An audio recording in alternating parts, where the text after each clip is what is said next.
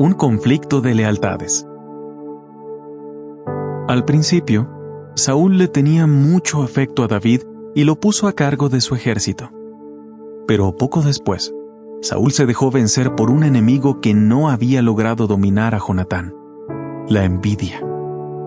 David obtuvo una victoria tras otra contra los enemigos de Israel, los filisteos. Por eso se ganó la alabanza y la admiración de la gente. Algunas mujeres israelitas incluso cantaron: Saúl ha derribado sus miles y David sus decenas de miles.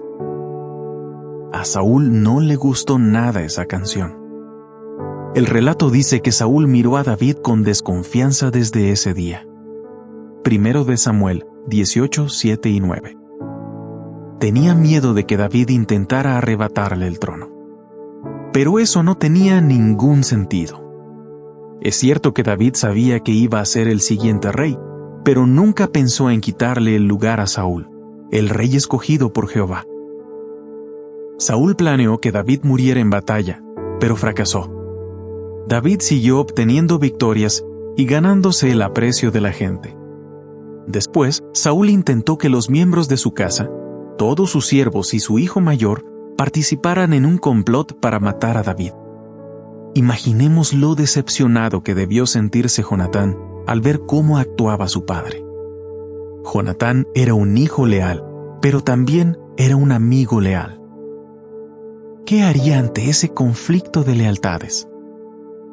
Jonatán le dijo con valor a su padre: No peque el rey contra su siervo David, pues él no ha pecado para contigo, y sus obras han sido muy buenas para contigo. Y procedió a poner su alma en la palma de su mano y a derribar al filisteo, de modo que Jehová ejecutó una gran salvación para todo Israel. Tú lo viste y te entregaste al regocijo. ¿Por qué, pues, debes pecar contra sangre inocente, haciendo que se dé muerte a David sin causa? En un momento de sensatez, Saúl escuchó a su hijo e incluso juró que no le haría daño a David. Pero Saúl no era un hombre de palabra. Al ver que David lograba más triunfos, Saúl sintió tanta ira y envidia que le arrojó una lanza. Pero David la esquivó y huyó de la corte de Saúl. 1 de Samuel 19, 4 a 6, 9 y 10. ¿Ha tenido usted algún conflicto de lealtades? Puede ser una situación muy dolorosa. En esos casos, hay quien le dirá que la familia es lo más importante, pero Jonatán sabía que eso no era lo correcto. ¿Cómo iba a ponerse del lado de su padre cuando David era un siervo de Jehová leal y obediente? Así que Jonatán dejó que su lealtad a Jehová guiara su decisión. Por eso defendió públicamente a David. Aunque para Jonatán la lealtad a Dios era lo más importante, también fue leal a su padre, pues lo aconsejó con franqueza en vez de decirle lo que él quería oír. Todos hacemos bien en imitar la manera en que Jonatán fue leal. El precio de la lealtad. Jonatán volvió a intentar que su padre hiciera las paces con David, pero esta vez Saúl ni siquiera lo escuchó. David fue a ver a Jonatán a escondidas y le confesó que temía por su vida. Le dijo a su amigo: «Solo hay como un paso entre yo y la muerte». Jonatán accedió a averiguar las intenciones de su padre y contarle a David si Saúl estaba dispuesto a arreglar la situación.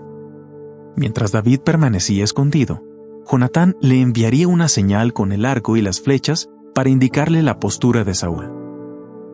Jonatán solo le pidió a David que jurara cumplir la siguiente promesa: «No cortarás tu propia bondad amorosa de estar con mi casa hasta tiempo indefinido, tampoco cuando Jehová corte a los enemigos de David». David prometió que siempre cuidaría y protegería a la familia de Jonatán. 1 de Samuel 23 y 13 a 27. Jonatán trató de hablarle bien de David a Saúl, pero el rey se puso furioso.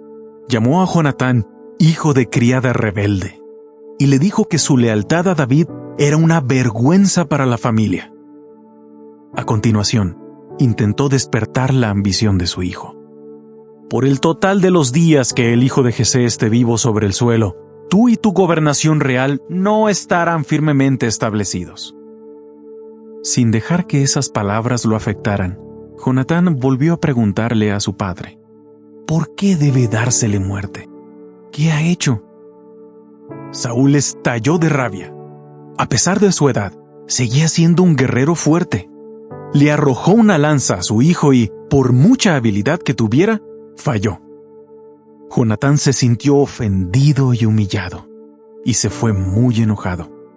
Primero de Samuel 20, 24-34. A la mañana siguiente, Jonatán salió al campo, cerca del lugar donde se escondía David. Entonces disparó una flecha de la manera que habían acordado para que David supiera que Saúl todavía quería matarlo. Después, Jonatán mandó a su sirviente que regresara a la ciudad. Él y David se quedaron solos y pudieron hablar brevemente.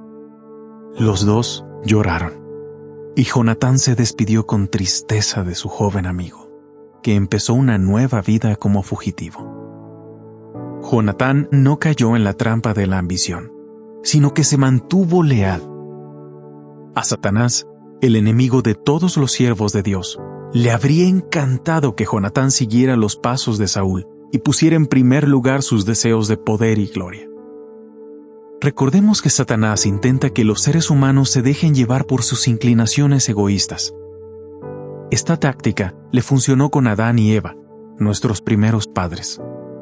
Sin embargo, con Jonatán no le funcionó. Seguro que Satanás se sintió muy frustrado. ¿Evitará usted caer en esa misma trampa? El mundo en que vivimos está dominado por el egoísmo. ¿Imitaremos a Jonatán siendo leales y rechazando el egoísmo? ¿Imitaremos a Jonatán siendo leales y rechazando el egoísmo?